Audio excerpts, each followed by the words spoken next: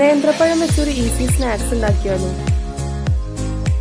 ഒരു പാൻ വെച്ച് 2 table spoon നെയ്യ് ഒഴിച്ച് ചൂടായി വരുമ്പോൾ നീളത്തിൽ കനം കുറച്ചരിഞ്ഞ നേന്ത്രപ്പഴം നിരത്തി വെച്ച് കൊടുക്കാം. 2 സൈഡും തിരിച്ചും മറിച്ചുമിട്ട് ബ്രൗൺ കളർ ആകുന്നത് വരെ ഫ്രൈ ചെയ്തെടുക്കണം. അത്യാവശ്യം പാകമായ പഴം എടുക്കുന്നതാണ് നല്ലത്.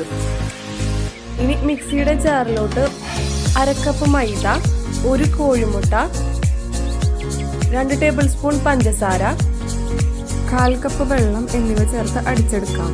അടിച്ചെടുത്ത മാവിലോട്ട് കളറിന് ആവശ്യമായ 1/4 ടീസ്പൂൺ മഞ്ഞൾപ്പൊടി കൂടി ചേർത്ത് നല്ലോണം ഇളക്കി നേന്ത്രപ്പഴം ഫ്രൈ ചെയ്ത് അതേ പാനിലോട്ട് ഒഴിച്ച് ചുറ്റിച്ച് ഒന്ന് ചൂടായി വരുമ്പോൾ മാറ്റിവെച്ച നേന്ത്രപ്പഴം അതിലോട്ട് നിരത്തി കൊടുക്കാം. അതിനു മുകളിൽ കുറച്ച് തേങ്ങയും മധുരത്തിന് ആവശ്യമായ പഞ്ചസാരയും കൂടി വിതറിക്കൊടുക്കാം. എന്നിട്ട് 2 സൈഡും നടുവിലോട്ട് മടക്കി ഒരു റോള് പോലെ ആക്കിയെടുക്കണം. അതിനുശേഷം മൂടി വെച്ച് 2 മിനിറ്റ് വേവിച്ചെടുക്കാം. ഈസി ആൻഡ് ടേസ്റ്റിയായ ബനാന റോൾസ് ഇവിടെ റെഡിയായി. വീഡിയോ ഇഷ്ടപ്പെട്ടാൽ എല്ലാവരും ലൈക്ക് ചെയ്യാനും ഷെയർ ചെയ്യാനും സബ്സ്ക്രൈബ് ചെയ്യാനും മറക്കരുത്. അപ്പോൾ അടുത്ത വീഡിയോയുമായി